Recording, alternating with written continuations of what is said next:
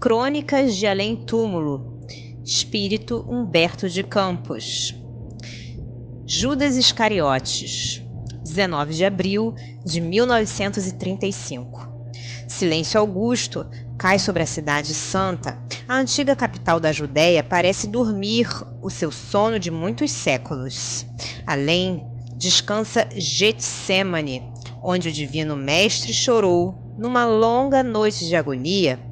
Acolá está o Gólgota sagrado, e em cada coisa silenciosa há um traço da paixão que as épocas guardarão para sempre.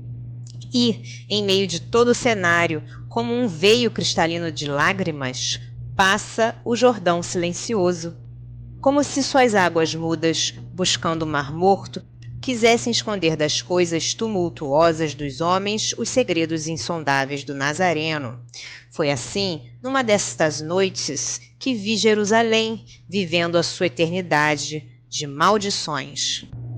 Os espíritos podem vibrar em contato direto com a história, buscando uma relação íntima com a cidade dos profetas. Procurava observar o passado vivo dos lugares santos. Parece que as mãos iconoclastas de Tito por ali passaram como executoras de um decreto irrevogável. Por toda parte ainda persiste um sopro de destruição e desgraça. Legiões de duendes, embuçados nas suas vestimentas antigas, percorrem as ruínas sagradas e, no meio das fatalidades que pesam sobre o empório morto dos judeus, não ouvem os homens os gemidos da humanidade invisível. Nas margens caladas do Jordão, não longe, talvez, do lugar sagrado, onde precursor batizou Jesus Cristo, divisei um homem sentado sobre uma pedra. De sua expressão fisionômica irradiava-se uma simpatia cativante. «Sabe quem é este?» murmurou alguém aos meus ouvidos. «Este é Judas.» «Judas?» Sim, os espíritos apreciam, às vezes, não obstante o progresso que já alcançaram, volver atrás, visitando os sítios onde se engrandeceram ou prevaricaram, sentindo-se momentaneamente transportados aos tempos idos. Então, mergulham o pensamento no passado, regressando ao presente, dispostos ao heroísmo necessário do futuro. Judas costuma vir à Terra nos dias em que se comemora a paixão de Nosso Senhor, meditando nos seus atos de antanho. Aquela figura de homem magnetizava-me. Eu não estou ainda livre da curiosidade do repórter, mas entre as minhas maldades de pecador e a perfeição de Judas existia um abismo. O meu atrevimento, porém, e a santa humildade de seu coração ligaram-se para que eu o atravessasse procurando ouvi-lo.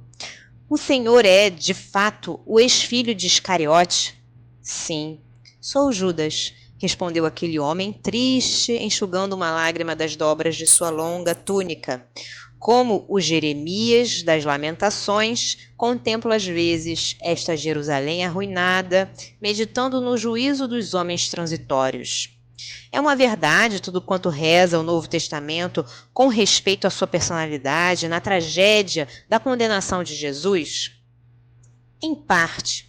Os escribas que redigiram os evangelhos não atenderam às circunstâncias e às tricas políticas que acima dos meus atos predominaram na nefanda crucificação.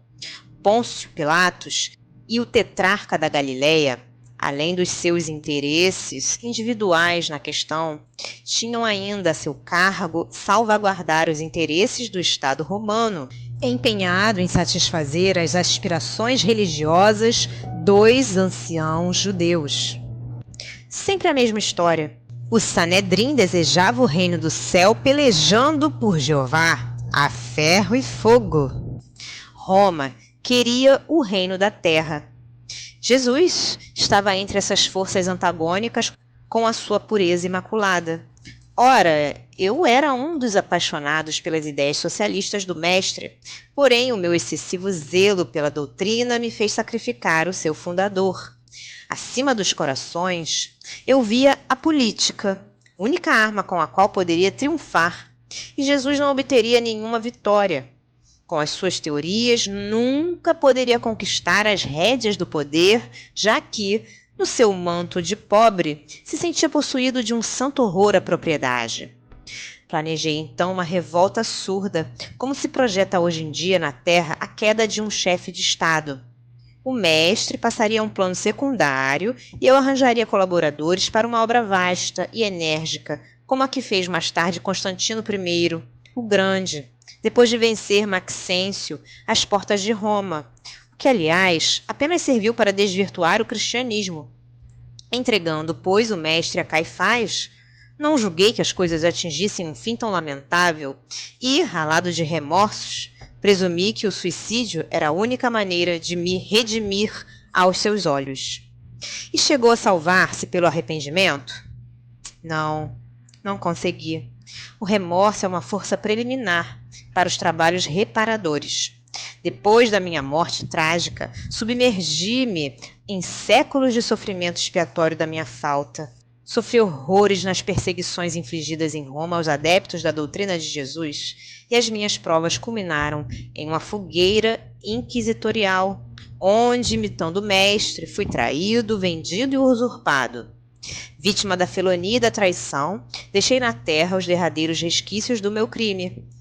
Na Europa do século XV, desde esse dia em que me entreguei por amor do Cristo a todos os tormentos e infâmias que me aviltavam, com resignação e piedade pelos meus verdugos, fechei o ciclo das minhas dolorosas reencarnações na terra, sentindo na fronte o ósculo de perdão da minha própria consciência. E está hoje meditando nos dias que se foram, pensei com tristeza. Sim, estou recapitulando os fatos como se passaram. E agora, irmanado com ele, que se acha no seu luminoso reino das alturas, que ainda não é deste mundo, sinto nessas estradas o sinal de seus divinos passos. Vejo ainda na cruz, entregando a Deus o seu destino.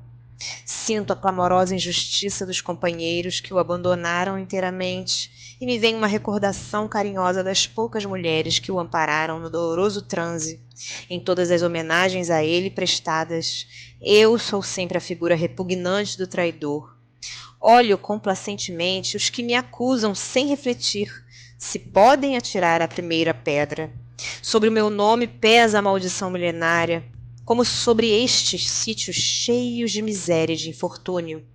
Pessoalmente, porém, estou saciado de justiça, porque já fui absolvido pela minha consciência no tribunal dos suplícios redentores.